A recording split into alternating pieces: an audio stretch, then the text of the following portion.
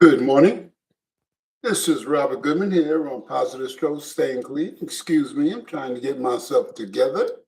It's been a very busy morning this morning, and I'm glad that you're here. And we're going to talk about it's best we do it now instead of later.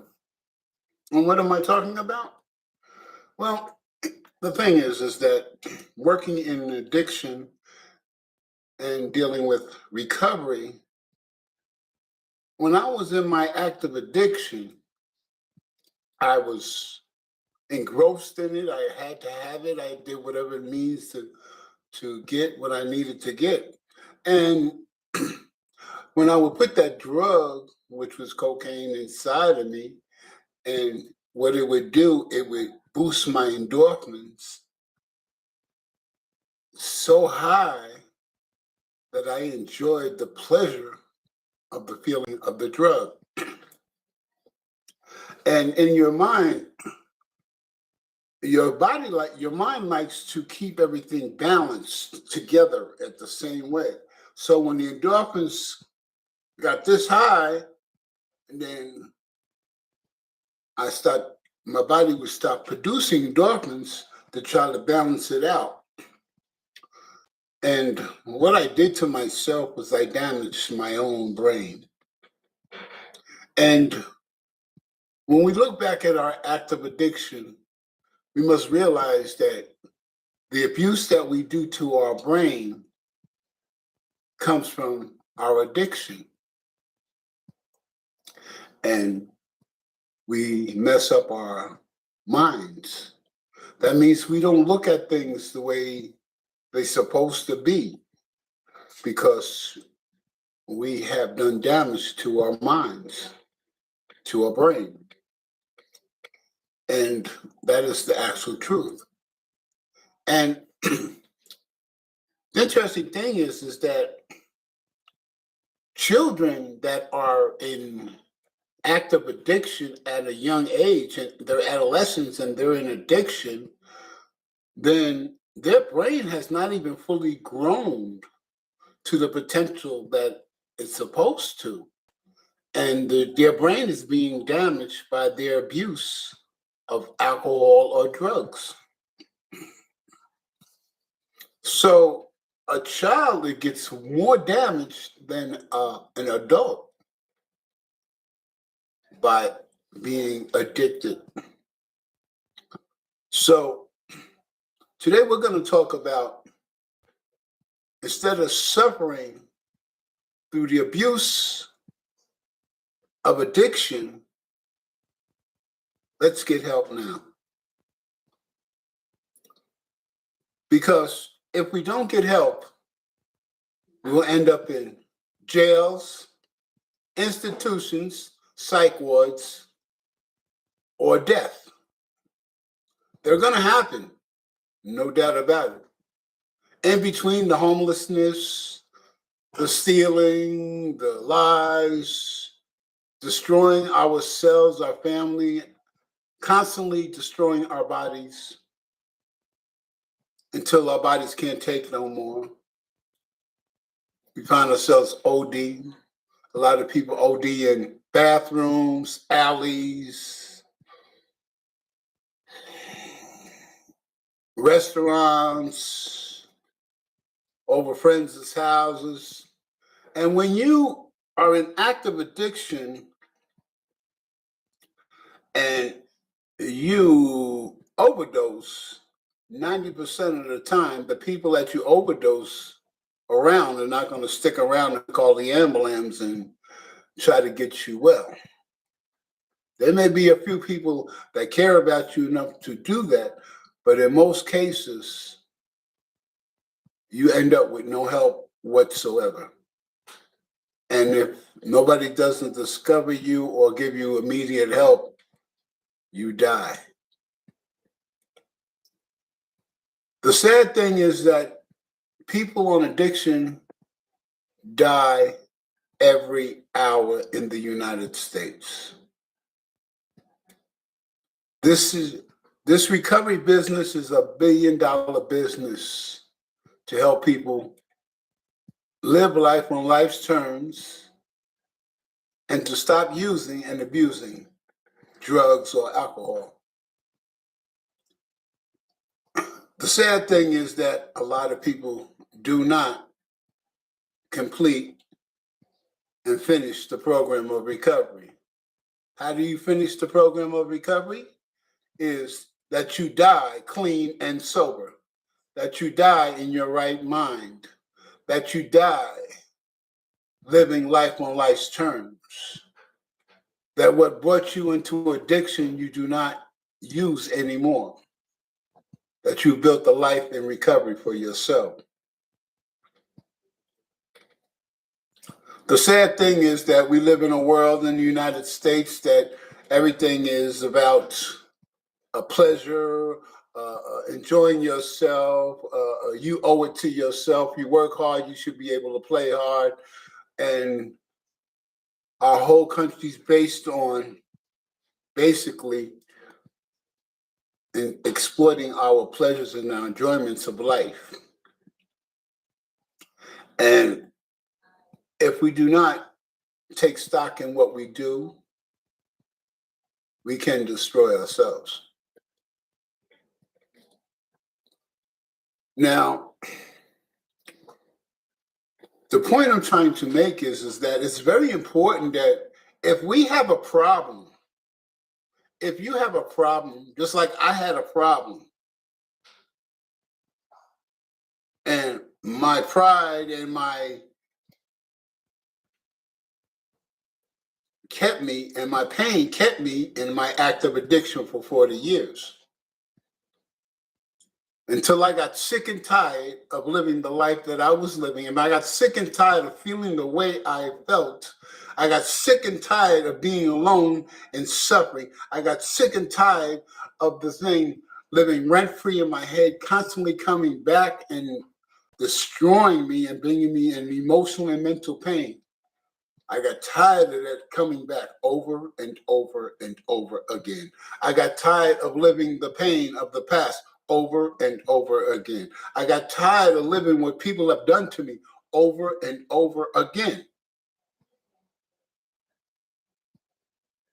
Until I addressed my addiction.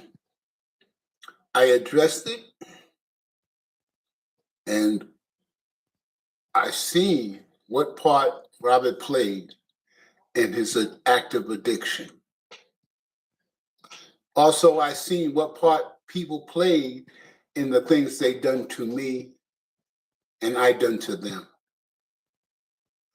Recovery taught me that I need to look at the situation honestly and openly and the way I was at that particular time when it happened.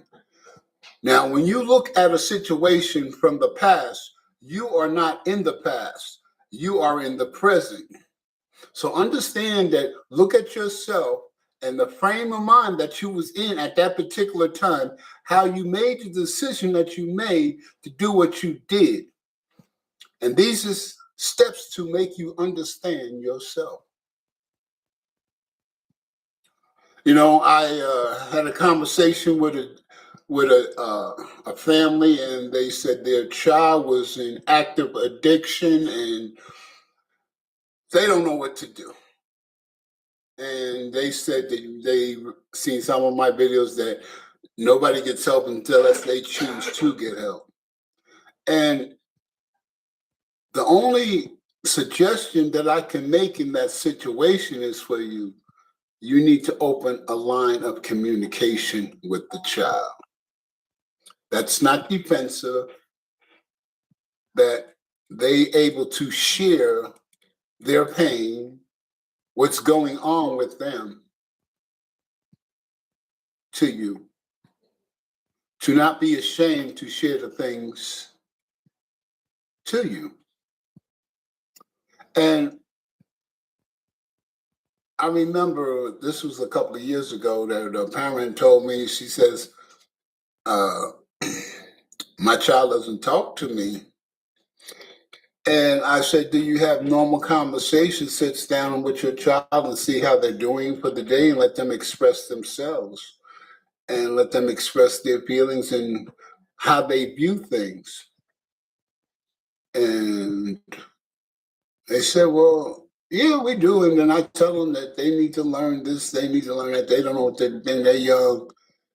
I said, well, then you put them automatically on the defensive.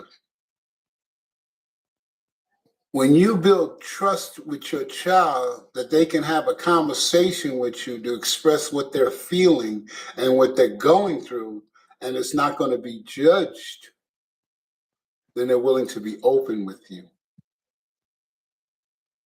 But if you come on them hardline as the parent and they're the child and they don't know what they're talking about, then what happens is they clam up.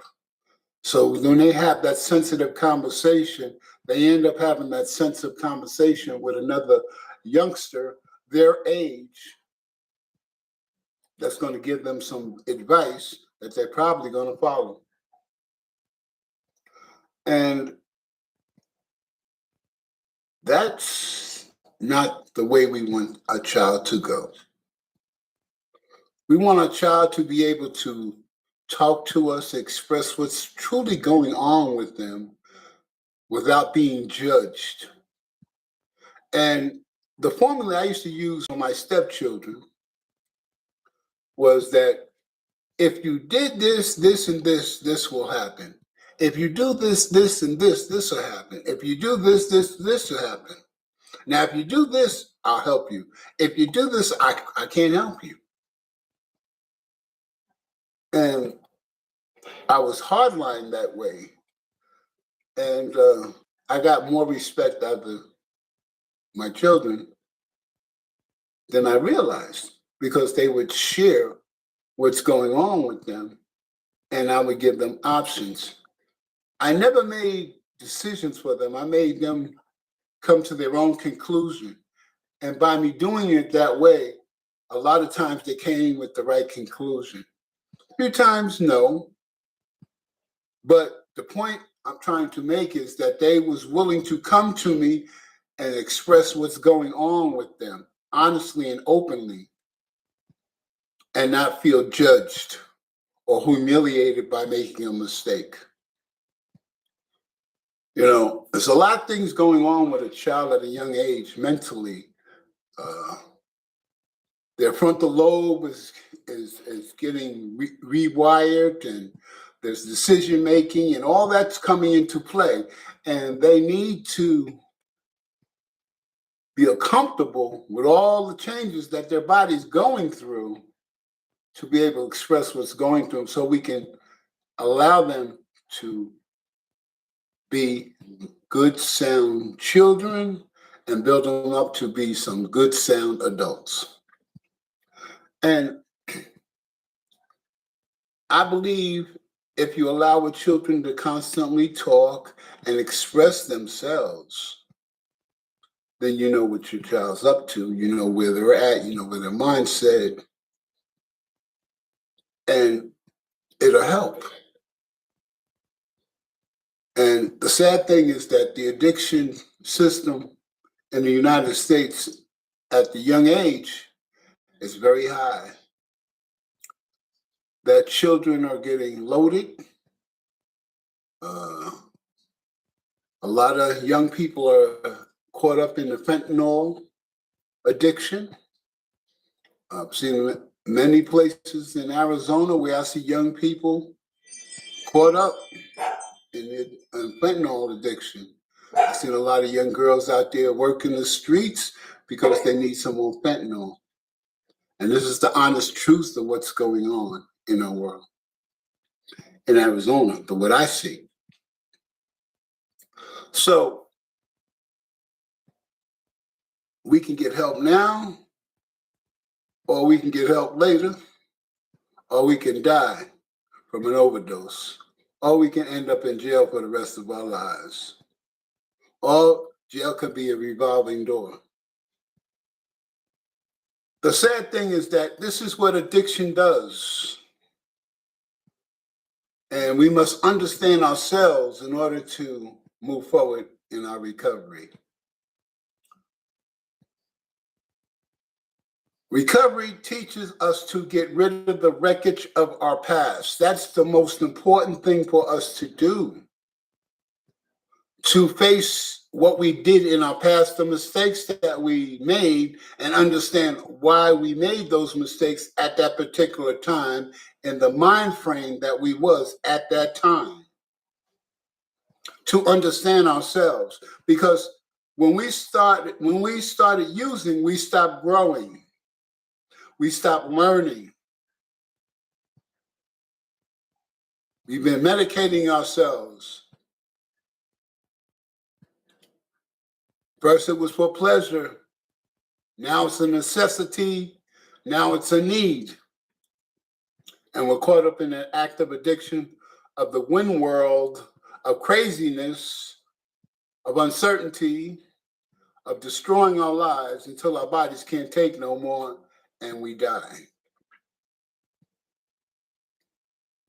Recovery. So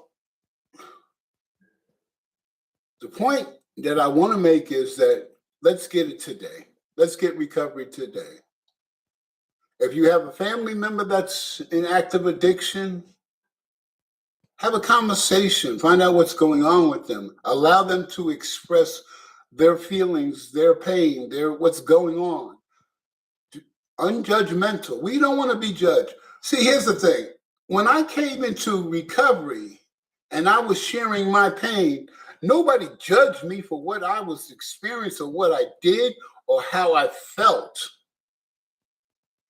But was told to me that it's going to get better. You're going to get better one day at a time. If you don't pick up, you'll get better, Robert, and your life will get better. When I express the trauma and the pain that I've experienced in my addiction, somebody explained their pain. And I didn't feel like an outcast. I didn't feel like separated, like I was the only one that was going through this.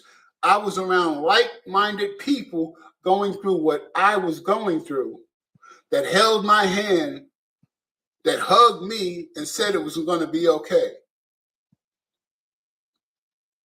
In my addiction, there was nobody there to support me or to help me in the manner that I needed to be to get clean and sober until I came into the rooms of recovery. Now, the 12-step program worked for me on understanding who Robert was and why he got high in the first place. But there's so many other programs out there that help so many people. I'm not here to judge anybody's program whatsoever. I know what works for Robert. You need to find out what works for you. Because you're the most important person to yourself. You. So what you need to do is find out what works for you to make your life better. That you don't have to live in that addictive mindset. That you don't have to kind of manipulate to get more.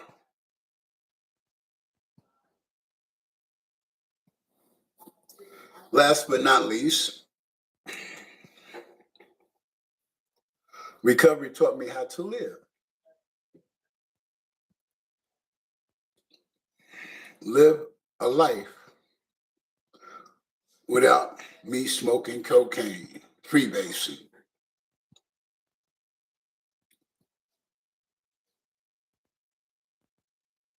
Because I'm messed up. Addiction messed me up. So I have to learn how to live life on life's terms. I must find out what works for Robert in his recovery.